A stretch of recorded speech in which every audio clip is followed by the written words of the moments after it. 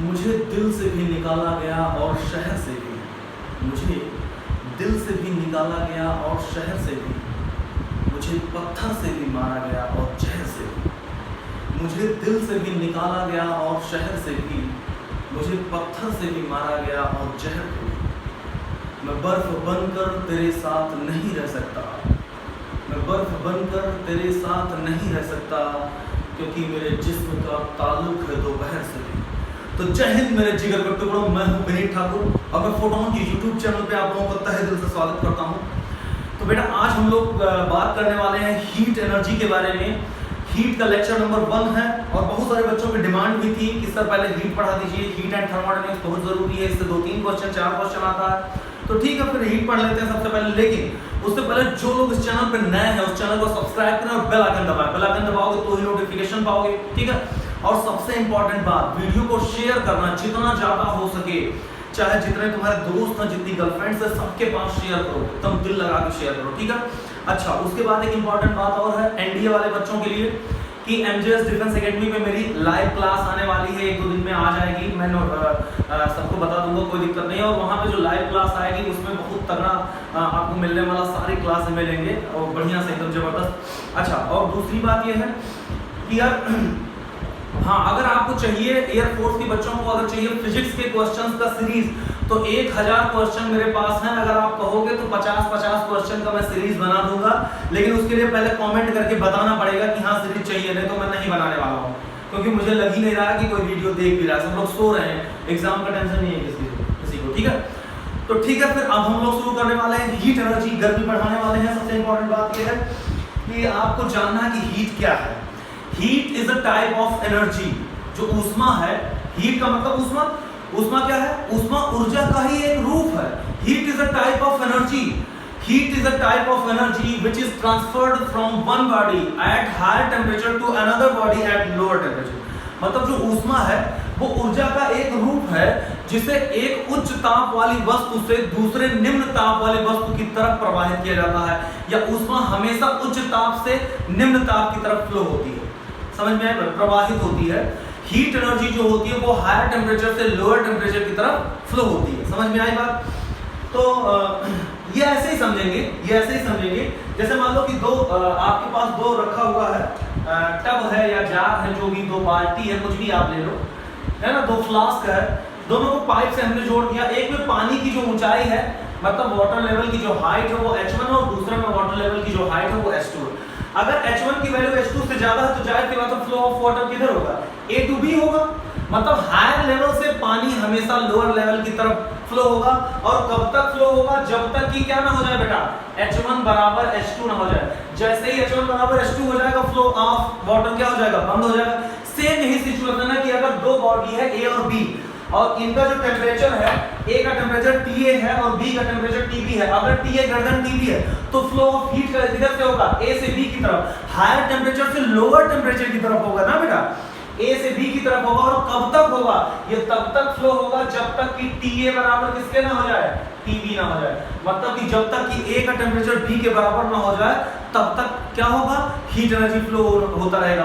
और ये तब तक, ये वही वाली सिचुएशन है जब इलेक्ट्रिक करंट की बात करते हैं। अगर 2 पॉइंट के बीच में इलेक्ट्रिक करंट फ्लो करवाते हो तो क्या होता है? पॉइंट A का पोटेंशियल पॉइंट B से ज्यादा होता है, और अगर A का पोटेंशियल B से ज्यादा है तो A से लेकर B के बीच में करंट फ्लो होने लगता है, और तब तक फ्लो होता है जब तक कि A का पोटेंशियल B के बराबर नहीं हो जाता। जैसे ही A का B के बराबर पोटेंशियल होता है तब हम कहते हैं कि यार बैटरी डिस्चार्ज हो चुकी है, क्योंकि कैथोड और एनोड दोनों का पोटेंशियल सेम हो चुका है और करंट की वैल्यू 0 हो जाएगा। समझ में आ रही बात है यार? ये सब एग्जांपल ऐसे ले लो कि जैसे मान लो कि तुम्हारे पास गर्म चाय है, सुबह उठे और गर्म चाय मम्मी ने दिया कि भाई ये लो चाय पी लो। तुम्हारा गर्म चाय बहुत भयंकर गर्म है, तुमने क्या किया? रख दिया। तुम रखते क्यों हो? कि चाय थोड़ी ठंडी हो जाए, क्योंकि तुमको पता है कि चाय का जो टेम्परेचर है उसके सराउंडिंग के टेम्परेचर से ज्यादा है, तो जाहिर सी बात है हीट एनर्जी चाय से सराउंडिंग की तरफ फ्लो होगी। और जैसे ही रखते हो और तुरंत धीरे धीरे क्या होता है? चाय ठंडी होने लगती है। और एक टाइम ऐसा आता है कि तुमको चाय बिल्कुल ठंडी नहीं लगती। इसका मतलब क्या है? अब जो है चाय का टेम्परेचर वो सराउंडिंग के टेम्परेचर के बराबर हो गया, तुम्हारे टेम्परेचर के बराबर हो गया। इसका मतलब क्या है? क्योंकि टोटल हीट एनर्जी का फ्लो जो है वो बंद हो चुका होगा। या फिर तुम देखते हो कि बर्फ का एक टुकड़ा लेते हैं और बर्फ के टुकड़े को रखते हैं तो बर्फ पिघलने लगता है। क्यों पिघलने लगता है? क्योंकि अब सराउंडिंग का टेम्परेचर 20 से 25 या 40 डिग्री सेल्सियस है, लेकिन बर्फ का जो है वो 0 डिग्री सेल्सियस है। तो इसका मतलब हीट एनर्जी किधर से किधर फ्लो हो रहा होगा? हीट एनर्जी सराउंडिंग से बर्फ की तरफ फ्लो हो रहा होगा। या फिर ठंडा पानी बोतल लेते हो, ठंडा पानी ट्रेन्स वगैरह में, तो सबसे पहले कैनली का या जिसका भी बॉटल लेते हो उसमें पानी भरा रहता है, वो एकदम चिल्ड रहता है, लेकिन कुछ देर के बाद धीरे धीरे वो गर्म हो जाता है। क्यों? क्योंकि एटमॉस्फेयर का टेम्परेचर इससे ज्यादा, तो हीट एनर्जी किधर से किधर फ्लो होगी? उधर से इधर की तरफ फ्लो होगी, सराउंडिंग से बॉटल की तरफ फ्लो होगी। समझ में आ रही बेटा? तो heat energy is a type of energy which is transferred from one body at higher temperature to another body at lower temperature. जो ऊष्मा है वो ऊर्जा का ही एक रूप है जिसे एक उच्च ताप वाली वस्तु से दूसरी निम्न ताप वाली वस्तु की तरफ प्रवाहित की जाती है। तो इसका एक छोटा सा स्क्रीनशॉट लीजिए और फटाक से करिए। वीडियो को लाइक, शेयर और कमेंट ये सब करते रहना, बहुत तमाचा खाओगे याद रखना बेटा, ठीक है? तो वीडियो को शेयर करो, है ना बेटा? मिटाने जा रहा हूं मैं, ठीक है? इस तरीके से हमने हीट एनर्जी के बारे में पढ़ लिया। अभी एक और चीज इंपॉर्टेंट आपको ध्यान में रखनी है, टेम्परेचर पढ़ना ही पड़ना है। एक और इंपॉर्टेंट चीज आपको ध्यान में रखना कि यार मान लो कि आपको घर पे बुलाया गया और कहा गया कि तुमको पानी गर्म करना है। ध्यान सुनना, तो तुमने ले लिया ये। एमएनएस के बच्चे भी इस वाले लेक्चर को पढ़ सकते हैं क्योंकि ये वाला लेक्चर नॉर्मल, इसमें कोई न्यूमेरिकल नहीं है, ठीक है? एमएनएस, सीडीएस, एनडीएस सबके लिए है। एयरफोर्स के लिए भी है, मेन तो एयरफोर्स के लिए ही है, लेकिन ये है कि न्यूमेरिकल भी करवाएंगे तो एयरफोर्स के लिए ज्यादा। तो मान लो कि तुम्हारे पास 3 ऐसे ऐसे टब दे दिया गया, बहुत अच्छा समझना, ज्यादा घंटा समझ में आएगा, थोड़ा बड़ा इसको बनाए, इतने गधे बच्चे जान ही नहीं पाएंगे। और ये करके देखा, ये देखो, मान लो कि 3 है, आपको गर्म करना है। इसमें 10 ग्राम पानी है, 10 ग्राम H2O है, 10 ग्राम, इसमें है 100 ग्राम H2O, इसमें 1000 ग्राम मतलब H2। सुनना बात को, ध्यान सुनना। अब किसको गर्म करने के लिए ज्यादा अमाउंट ऑफ हीट एनर्जी चाहिए? हमने कहा सबका टेम्परेचर, देखो मान लो कि सबका टेम्परेचर है 10 डिग्री सेल्सियस, इसका भी 10 डिग्री सेल्सियस, इसका भी 10 डिग्री सेल्सियस। इसका टेम्परेचर आपको बढ़ाना है 10 डिग्री सेल्सियस से 20, इसका भी बढ़ाना है 10 डिग्री सेल्सियस से 20, और इसका भी बढ़ाना है 10 डिग्री सेल्सियस से 20। मेरी बात ध्यान सुनना, 10 डिग्री सेल्सियस से लेकर 20 डिग्री सेल्सियस हीट एनर्जी इस 10 ग्राम पानी का भी बढ़ाना है, और इसका भी 10 डिग्री सेल्सियस से 20 डिग्री सेल्सियस बढ़ाना है, और ये जो 1000 ग्राम है इसका भी 10 डिग्री सेल्सियस से 20 डिग्री सेल्सियस। मतलब कि तीनों फ्लास्क जो दिए गए हैं, हर फ्लास्क का टेम्परेचर 10 डिग्री सेल्सियस से बढ़ाना है। मतलब हर फ्लास्क का जो टेम्परेचर है वो आपको बढ़ाना है कितने से? 10 डिग्री सेल्सियस से। लेकिन इसमें 10 ग्राम पानी है, इसमें 100 ग्राम और इसमें 1000 ग्राम है। तो बताओ ज्यादा अमाउंट ऑफ हीट एनर्जी किसके लिए रिक्वायर्ड होगी? ज्यादा अमाउंट ऑफ हीट एनर्जी तुमको ज्यादा अमाउंट ऑफ हीट एनर्जी किसको देना पड़ेगा? जाहिर सी बात है इसको देना पड़ेगा, इसको ज्यादा देर तक गर्म करना पड़ेगा ना। अगर चूल्हे पे आप रखते हो तो इसको ये जल्दी गर्म हो जाएगा क्योंकि कम है पानी, ये थोड़ा टाइम लगेगा और ये बहुत ज्यादा टाइम लगेगा। इसका मतलब amount of heat is always directly proportional to the mass of substance. तो इस बात को ध्यान में रखिएगा कि amount of heat is always directly proportional to the mass of substance. मेरी बात समझ पा रहे हो बेटा?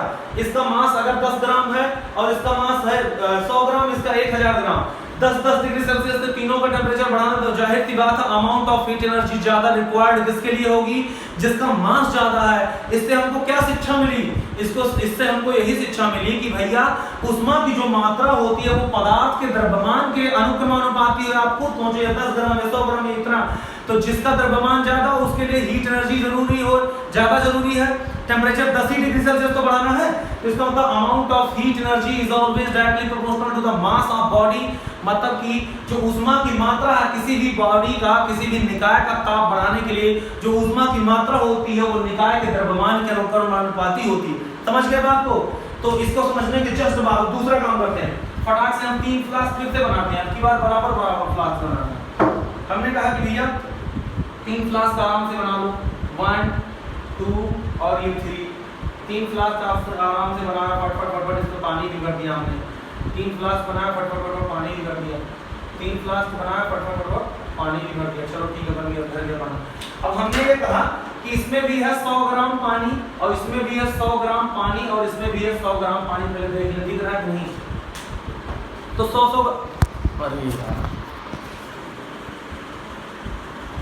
100 ग्राम पानी जो रख दिया गया, सॉरी फॉर द डिस्टर्बेंस, 100 ग्राम पानी रख दिया गया था। तो तो अब एक बात बताओ, मान लो कि सबका टेम्परेचर बढ़ाना है 10 डिग्री सेल्सियस, नहीं सबका मास सेम है, सबका 100 ग्राम है, इसका टेम्परेचर बढ़ाना है 10 डिग्री सेल्सियस, इसका बढ़ाना है 20 डिग्री सेल्सियस, इसका बढ़ाना है 30 डिग्री सेल्सियस। बात को समझना, 100 ग्राम पानी लिए हो, 3 फ्लास्क है तुम्हारे पास, और तीनों का टेम्परेचर में पहले का टेम्परेचर बढ़ाना है 10 डिग्री सेल्सियस, दूसरे का 20, तीसरे का 30, तो बताओ ज्यादा अमाउंट ऑफ हीट एनर्जी किसको देना पड़ेगा? अब देख लो, समझ लो अपने, इसको 10 डिग्री सेल्सियस बढ़ाना है तो कम हीट, इसको थोड़ा ज्यादा तो ज्यादा हीट, इसको 30 डिग्री सेल्सियस तक गर्म करना तो ज्यादा देर तक गर्म करोगे। इसका मतलब है कि ज्यादा अमाउंट ऑफ हीट एनर्जी किसको रिक्वायर्ड होगी? 30 डिग्री सेल्सियस हीट एनर्जी। भाई 10 ही ग्राम पानी है या 100 ही ग्राम पानी है, उसी का टेम्परेचर 10 डिग्री सेल्सियस बढ़ाने के लिए ज्यादा जरूरी है टेम्परेचर, और हीट एनर्जी की ज्यादा इसमें लगेगा। तो ज्यादा अमाउंट ऑफ हीट एनर्जी किसको रिक्वायर्ड होगी? जिसका टेम्परेचर ज्यादा इंक्रीज करना है। इसका मतलब amount of heat energy is also directly proportional to the temperature difference. मतलब कि कितना ताप बढ़ा रहे हो, ऊष्मा की मात्रा ताप वृद्धि के भी अनुपाती है। जो सिस्टम है, जो निकाय है, जो बॉडी है, जो सब्सटेंस है, उसका टेम्परेचर कितने डिग्री सेल्सियस ज्यादा बढ़ाना चाह रहे हो, इस बात पे भी ऊष्मा की मात्रा निर्भर करती है। जो अमाउंट ऑफ हीट एनर्जी है वो इस बात पे भी डिपेंड करती है कि कितना टेम्परेचर डिफरेंस से उसका टेम्परेचर बढ़ाना चाह रहे हो। तो इसका मतलब ये है कि amount of heat energy is always directly proportional to the delta T. Delta T मतलब क्या है बेटा? टेम्परेचर डिफरेंस ऑफ बॉडी, मतलब कितने टेम्परेचर से तुम ताप बढ़ाने वाले। जैसे मैंने ये एग्जांपल दिया, समझ में आई बात? अब इन दोनों इक्वेशंस को मिलाओगे, इसको मैं मिटा दूं, इसको मैं मिटा रहा हूं। अब इन दोनों इक्वेशंस को मिलाओगे, from equation 1 and 2 we get Q is always directly proportional to the m into delta T। या जैसे ही ये वाला साइन हटा दो तो क्या आता है? Q is equals to C into m into delta T। या Q की वैल्यू हमने ले लिया m into C into delta T। ये आ गया फॉर्मूला अपने पास। ये क्या आ गया बेटा? फॉर्मूला आ गया। और C क्या है? C इक्वल्स टू कांस्टेंट है एक, उस कांस्टेंट का नाम हमने क्या दिया? उस कांस्टेंट का हमने नाम दिया स्पेसिफिक हीट कैपेसिटी। क्या नाम दिया बेटा? Specific heat capacity. Specific heat capacity. Specific heat capacity. समझ में आ रही बात है? तो Q जो है वो मास के डायरेक्टली प्रोपोर्शनल है, और डेल्टा T यानी टेम्परेचर डिफरेंस के डायरेक्टली प्रोपोर्शनल है। तो दोनों इक्वेशंस को जैसे ही मिलाओगे कि Q is always directly proportional to m into delta T, constant आएगा C, तो Q की वैल्यू आ गई mc डेल्टा T। C को कहते हैं कांस्टेंट, जिसका नाम दिया गया स्पेसिफिक हीट कैपेसिटी। क्या नाम दिया गया? Specific heat capacity. समझ में आ रही बात है? तो फटाफट इसको लिख लो, एक स्क्रीनशॉट ले लो, फटाक से। मैं मिटाने जा रहा हूं, इतना ज्यादा टाइम नहीं देता हूं। तो उसके बाद हम क्या करेंगे? अब भाई स्पेसिफिक हीट कैपेसिटी तो समझ में आ ही गया। अब हमको क्या जानना है कि भाई Q की वैल्यू तो आ गई है, Q की वैल्यू तो आ गई है m into C into delta T। C क्या है? स्पेसिफिक हीट कैपेसिटी है, मास है, टेम्परेचर डिफरेंस। अच्छा, ये जो है ये एक स्केलर क्वांटिटी है। हीट जो कैसा क्वांटिटी है बेटा? एक स्केलर क्वांटिटी है। और दूसरी बात क्या है? दूसरी बात, इसका जो SI यूनिट होता है ना, इसका जो SI यूनिट होता है वो क्या होता है? वो होता है जूल। क्या होता है? जूल। और इसका जो CGS यूनिट होता है, CGS यूनिट जो होता है वो क्या होता है? वो होता है कैलोरी। कैलोरी जिसको कहते हैं, ठीक है ना? अच्छा, दूसरी चीज, 1 कैलोरी इक्वल्स टू क्या होता है? 4.18 या कहीं कहीं 4.2 भी लिखा होता है जूल। अच्छा, इसका डायमेंशनल फॉर्मूला क्या होगा? तो एनर्जी का जो होता वही होगा ml²T⁻²। फटाफट इसके बारे में लिखिए आप, मेरे पास इतना टाइम नहीं है। और वीडियो को लाइक, कमेंट और शेयर करना, नहीं तमाचा खा जाओगे, ठीक है? तो बेटा फटाफट Q equals to mc delta T हो गया, scalar quantity, SI unit joule है, CGS यूनिट कैलोरी है। 1 कैलोरी इक्वल्स टू 4.18 जूल, या इसी को जानते हैं हम लोग 4.2 जूल के नाम से। और डायमेंशनल फार्मूला तो वही होगा ml²T⁻², जो होता है एनर्जी का, ठीक है? तो फटाफट से एक स्क्रीनशॉट लीजिए, उसके बाद हम इसको मिटा रहे हैं। अब दूसरी बात कहां आती है? दूसरी बात ये आती है यार, 1 कैलोरी क्या है? 1 कैलोरी क्या है? तो 1 कैलोरी के लिए m इक्वल्स टू रखोगे 1 ग्राम। देखो m इक्वल्स टू रखोगे 1 ग्राम। C की वैल्यू ले लेंगे, कांस्टेंट है 1, और डेल्टा T का टेम्परेचर की वैल्यू ले लेंगे 1 डिग्री सेल्सियस। तो आप ध्यान सुनना, 1 ग्राम सब्सटेंस का टेम्परेचर 1 डिग्री सेल्सियस बढ़ाने के लिए जितना अमाउंट ऑफ हीट एनर्जी की जरूरत होती है उसी को कहते हैं 1 कैलोरी। लेकिन अगर हम 1 कैलोरी को डिफाइन करें, 1 कैलोरी को डिफाइन करें तो कैसे डिफाइन किया गया, मैं यहीं पे लिख देता हूं कि 1 ग्राम H2O मतलब पानी का टेम्परेचर 1 ग्राम पानी का टेम्परेचर 1 डिग्री सेल्सियस बढ़ाने के लिए, 1 डिग्री सेल्सियस बढ़ाने के लिए, लेकिन जानते हो क्या है? 14.5 डिग्री सेल्सियस से 15.5 डिग्री सेल्सियस के बीच में बढ़ना चाहिए। 1 ग्राम H2O का टेम्परेचर 14.5 डिग्री सेल्सियस से 15.5 डिग्री सेल्सियस के बीच में बढ़ाने के लिए जितने अमाउंट ऑफ हीट एनर्जी की रिक्वायरमेंट होता है उसी को क्या कहते हैं? उसी को कहते हैं 1 कैलोरी। इस बात को ध्यान में रखना बेटा। 1 ग्राम H2O का टेम्परेचर 1 डिग्री सेल्सियस बढ़ाने के लिए जितने अमाउंट ऑफ हीट एनर्जी की जरूरत होती है, लेकिन टेम्परेचर किसके किसके बीच में बढ़ना चाहिए? 14.5 डिग्री सेल्सियस से लेकर 15.5 डिग्री सेल्सियस के बीच में ही बढ़ना चाहिए। तो उतने अमाउंट ऑफ हीट एनर्जी को हम क्या कहेंगे? उतने अमाउंट ऑफ हीट एनर्जी को कहेंगे 1 कैलोरी। उसके बाद अब अगला हेडिंग लिखिए। अगला हेडिंग लिखिए। यहाँ से क्वेश्चन एमएनएस में भी पूछ सकता है, सीडीएस में भी पूछा हुआ, एनडीए में पूछा हुआ, एयरफोर्स में पूछता ही पूछता है। तो इसलिए इन चीजों को ध्यान में रखेंगे। अब आता है आपको ध्यान में रखना है कि स्पेसिफिक हीट कैपेसिटी क्या है। स्पेसिफिक हीट कैपेसिटी क्या है? स्पेसिफिक हीट कैपेसिटी क्या है? स्पेसिफिक हीट दिख रहा कि नहीं? थोड़ा बड़ा लिख रहा हूं मैं। Specific heat capacity. अब स्पेसिफिक हीट कैपेसिटी है क्या? आपने देखा बेटा कि Q की वैल्यू आपने लिखा ms delta T, sorry mc delta T नहीं लिखा। Q की वैल्यू हमने लिखा mc डेल्टा T। तो Q की वैल्यू जैसे ही mc डेल्टा T लिखा तो C की वैल्यू आ गई Q upon m into delta T। Q upon m into delta T। अगर m की वैल्यू हमने लिया 1 ग्राम और डेल्टा T की वैल्यू हमने लिया 1 डिग्री सेल्सियस, सॉरी हाँ 1 डिग्री सेल्सियस, तो C की वैल्यू किसके बराबर आ गया? C की वैल्यू आ गया Q के बराबर। मतलब 1 ग्राम सब्सटेंस और 1 ग्राम सब्सटेंस का टेम्परेचर 1 डिग्री सेल्सियस बढ़ाने के लिए, मतलब 1 ग्राम वस्तु का ताप 1 डिग्री सेल्सियस बढ़ाने के लिए जितने अमाउंट ऑफ हीट एनर्जी की जरूरत पड़ेगी उसी को कहेंगे क्या? Specific heat capacity. तो आप लिख लो स्पेसिफिक हीट कैपेसिटी। आप लिखते जाओ, मैं बोल रहा हूं। Specific heat capacity is the amount of heat energy. Specific heat capacity is the amount of heat energy which is required. Specific heat capacity is the amount of heat energy which is required to raise the temperature of 1 gram of substance. Specific heat energy is the amount of heat energy. Specific heat capacity is the amount of heat energy which is required to raise the temperature of 1 gram of substance by 1 degree Celsius. मतलब जो विशिष्ट ऊष्मा है, specific heat capacity को क्या कहते हैं? विशिष्ट ऊष्मा।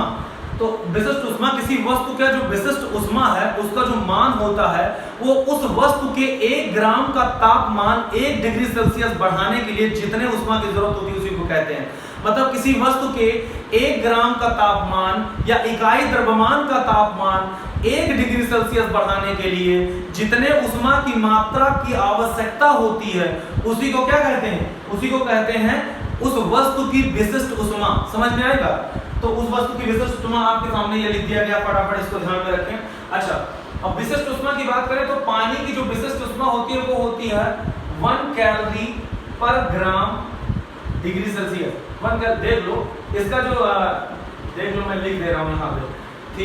हीट स्पेसिफिक हीट कैपेसिटी जो है वो भी एक स्केलर क्वांटिटी है। स्पेसिफिक हीट कैपेसिटी बेटा क्या है? एक स्केलर क्वांटिटी है। इसका जो एसआई यूनिट होता है ना, एसआई यूनिट इसका होगा जूल पर किलोग्राम इनटू केल्विन। जूल पर किलोग्राम इनटू केल्विन, ठीक है। और इसका जो सीजीएस यूनिट होगा, सीजीएस यूनिट, वो हो जाएगा कैलोरी पर ग्राम इनटू डिग्री सेल्सियस। कैलोरी पर ग्राम इनटू डिग्री सेल्सियस, ठीक है ना? ये तो हो गया। अच्छा, पानी का जो स्पेसिफिक हीट होता है वही लिख दे रहा हूं मैं। Specific heat of water, specific heat of water क्या होता है? 1 ग्राम पर डिग्री सेल्सियस, सॉरी 1 कैलोरी पर ग्राम, 1 कैलोरी पर ग्राम डिग्री सेल्सियस, ठीक है। और स्पेसिफिक हीट ऑफ आइस, बर्फ के लिए क्या होता है? 0.5 कैलोरी पर ग्राम डिग्री सेल्सियस, बर्फ के लिए होता है। और स्पेसिफिक हीट कैपेसिटी जो है वो वेपर के लिए, मतलब स्टीम के लिए, सी स्टीम, देखो यार तुम लोग समझ जाओ। स्टीम के लिए क्या होता है? 0.4, कहीं कहीं 0.47 देता है, कहीं कहीं 0.48 देता है। तो 0.47 या 0.48 ध्यान रखना, या 0.48 कैलोरी पर ग्राम डिग्री सेल्सियस। तो स्पेसिफिक हीट कैपेसिटी क्या होता है? 1 ग्राम वस्तु का तापमान या 1 ग्राम ऑब्जेक्ट का टेम्परेचर 1 डिग्री सेल्सियस बढ़ाने के लिए जितने अमाउंट ऑफ हीट एनर्जी का रिक्वायर्ड होता है उसी को कहते हैं स्पेसिफिक हीट कैपेसिटी या विशिष्ट ऊष्मा। तो और पानी का जो स्पेसिफिक हीट कैपेसिटी होता है वो क्या होता है? इसका एसआई यूनिट होता है जूल पर किलोग्राम केल्विन और सीजीएस यूनिट कैलोरी पर ग्राम डिग्री सेल्सियस। पानी का जो स्पेसिफिक हीट कैपेसिटी होता है 1 कैलोरी पर ग्राम डिग्री सेल्सियस। बर्फ के लिए होता है 0.5 कैलोरी पर ग्राम डिग्री सेल्सियस और स्टीम के लिए कहीं कहीं 0.47 देता है, कहीं कहीं 0.48 होता है। ठीक है ना, तो दोनों को ध्यान में रखेंगे, वो सिचुएशन के हिसाब से लिख देना। वैसे 0.47 याद रखना, इसमें कोई दिक्कत नहीं। ठीक है, तो मैं इसको मिटा दूं, कोई दिक्कत तो नहीं किसी को? ओके। उसके बाद अगला टॉपिक है molar heat capacity. Molar heat capacity, specific heat capacity के बाद अपने लोग को क्या पढ़ना है बेटा? Molar heat capacity. इसके बाद हम लोग टेम्परेचर पढ़ेंगे, लेकिन उससे पहले हम लोग पढ़ते हैं मोलर हीट कैपेसिटी। इसके बाद मतलब हीट कैपेसिटी, अभी मोलर हीट कैपेसिटी पढ़ेंगे, उसके बाद हीट कैपेसिटी। अगला जो लेक्चर बनाएंगे वो टेम्परेचर के लिए बनाएंगे। ठीक है ना, तो ये है मोलर हीट कैपेसिटी।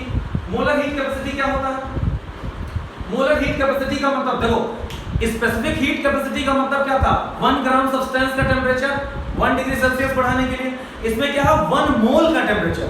तो मोलर हीट कैपेसिटी में लिख लो, मैं लिखवा रहा हूं, लिखो molar heat capacity of object. Molar heat capacity of object is the amount of heat energy. Molar heat capacity of object is the amount of heat energy required to raise the temperature of 1 mole of substance. Molar heat capacity is the amount of heat energy required to raise the temperature of 1 mole of substance through 1 degree Celsius. तो इसका मतलब ये है कि किसी पदार्थ का molar विशिष्ट ऊष्मा, उस पदार्थ का ताप 1 डिग्री सेल्सियस बढ़ाने के लिए जितने ऊष्मा की मात्रा की आवश्यकता होती है उसी को क्या कहते हैं बेटा? मोलर विशिष्ट ऊष्मा कहते हैं। ठीक है ना, तो मोलर विशिष्ट ऊष्मा का फॉर्मूला जो होता है, मैं डायरेक्ट लिख रहा हूं। मोलर विशिष्ट ऊष्मा का जो फॉर्मूला होता है वो होता है Q equals to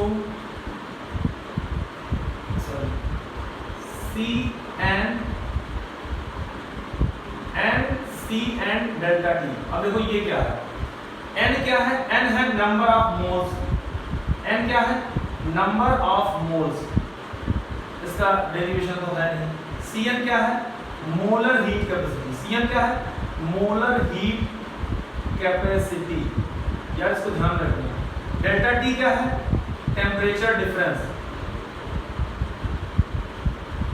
temperature difference. अब समझो मेरी बात। Q क्या है? Amount of heat energy. Q क्या? Amount of heat energy. अब मोलर हीट कैपेसिटी के लिए Cn की जो वैल्यू है वो किसके बराबर हो गया बेटा? Q upon N into delta T।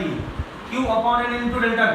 अगर N की वैल्यू आपने 1 मोल लिया, मेरी बात ध्यान सुनना, और डेल्टा T की वैल्यू आपने लिया 1 डिग्री सेल्सियस, तब Cn की वैल्यू किसके बराबर आ गया? Q के बराबर। इसका मतलब क्या है? 1 मोल का टेम्परेचर 1 डिग्री सेल्सियस बढ़ाने के लिए जितने अमाउंट ऑफ हीट एनर्जी की जरूरत होती है उसी को क्या कहते हैं? 1 मोल का टेम्परेचर 1 डिग्री सेल्सियस बढ़ाने के लिए जितने अमाउंट ऑफ हीट एनर्जी की जरूरत होती है उसी को क्या कह दिया हमने? मोलर हीट कैपेसिटी कह दिया। अब मोलर हीट कैपेसिटी के बारे में और थोड़ी सी जानकारी ले लो। ये जो है वो क्या है? ये एक स्केलर क्वांटिटी तो है ही सही, स्केलर क्वांटिटी है, और इसका जो एसआई यूनिट है बेटा वो क्या है? एसआई यूनिट इसका क्या हो जाएगा? देखो यहीं से देख लो, ये हो जाएगा जूल पर मोल केल्विन। तो एसआई यूनिट इसका हो जाएगा जूल पर मोल केल्विन। दिख रहा है कि नहीं यार? जूल पर मोल केल्विन। हाँ दिख रहा है, अगर नहीं दिख रहा तो मैं इधर लिख दे रहा हूं। जूल एसआई यूनिट है जूल पर मोल केल्विन। ठीक है ना, तो कहीं कहीं ऐसे भी लिखा रहेगा J upon M into K, joule पर मोल केल्विन। अच्छा इसी का सीजीएस यूनिट क्या है? सीजीएस यूनिट जो हो जाएगा, देखो यहाँ पे सीजीएस यूनिट कहाँ गया? सीजीएस यूनिट हो जाएगा कैलोरी पर मोल इंटू डिग्री सेल्सियस। ठीक है ना, कैलोरी पर मोल डिग्री सेल्सियस। तो ये है scalar quantity, SI unit joule पर मोल केल्विन है और सीजीएस यूनिट कैलोरी पर मोल डिग्री सेल्सियस है। ठीक है ना बेटा? तो ये था मोलर हीट कैपेसिटी। अब इसको फटाक से हम मिटाते हैं, उसके बाद अगला हेडिंग लिखो, हीट कैपेसिटी। वादियाँ मेरा दामन, रास्ते मेरी बाहें, जाओ मेरे सिवा, तुम कहाँ जाओगे, जब से मिले नहीं, तुमसे राहें नहीं। अब देखो हीट कैपेसिटी क्या होता है। हीट कैपेसिटी क्या होता है, पूरे अभी तक तो था 1 डिग्री सेल्सियस, 1 ग्राम का टेम्परेचर बढ़ाया, 1 मोल का टेम्परेचर बढ़ाया। अब पूरे बॉडी का टेम्परेचर बढ़ाएंगे। मेरी बात समझना, अभी क्या था, किसी एक पार्ट का टेम्परेचर बढ़ाया जा रहा था, अब क्या करेंगे, पूरे की पूरी बॉडी का टेम्परेचर बढ़ाएंगे, थप थप थप थप कांपने लगे बदन पूरा।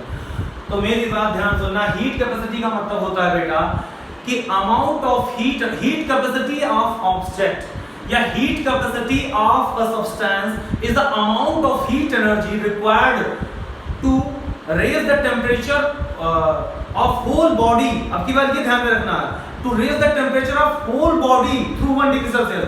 मतलब किसी पदार्थ के पूरी बॉडी का, मतलब पूरे मात्रा का टेम्परेचर, पूरे मात्रा का तापमान 1 डिग्री सेल्सियस बढ़ाने के लिए जितना अमाउंट ऑफ हीट एनर्जी का रिक्वायर्ड होता है उसको क्या कहते हैं, हीट कैपेसिटी। जैसे मैं कहूँ कि भाई जब मैं पानी, जैसे एग्जांपल में मैंने पानी ले लिया, ये पानी ले लिया H2, अब हमने कहा कि 1 ग्राम H2O का टेम्परेचर बढ़ाने के लिए जितना अमाउंट ऑफ 1 डिग्री सेल्सियस से बढ़ाने के लिए जितना अमाउंट ऑफ हीट एनर्जी की जरूरत होती है उसको जल की विशिष्ट ऊष्मा कहते हैं या heat specific heat capacity of water कहते हैं। लेकिन अगर मैं कहूं कि मान लो 100 ग्राम पानी यहां रखा हुआ है और अगर मैं कहूं कि हीट कैपेसिटी कितना है, तो 1 ग्राम का टेम्परेचर बढ़ाने में, 1 डिग्री सेल्सियस बढ़ाने में जितना अमाउंट ऑफ हीट एनर्जी की जरूरत थी उसको हमने विशिष्ट ऊष्मा कहा। लेकिन अगर हम हीट कैपेसिटी कहें तो हीट कैपेसिटी का मतलब होता है इस पूरे फ्लास्क का, जो पूरा पानी है 100 ग्राम, पूरे 100 के 100 ग्राम का टेम्परेचर 1 डिग्री सेल्सियस बढ़ाने के लिए जितना अमाउंट ऑफ हीट एनर्जी की जरूरत पड़ेगी उसको कहेंगे हीट कैपेसिटी। समझ में आई बात? तो हीट कैपेसिटी का फॉर्मूला जो होता है Q इक्वल्स टू होता है, Q इक्वल्स टू होता है, देखो 1 ग्राम का टेम्परेचर बढ़ाने के लिए जितना अमाउंट ऑफ हीट एनर्जी की जरूरत होती है उसको क्या कहते हैं, उसको कहते हैं C।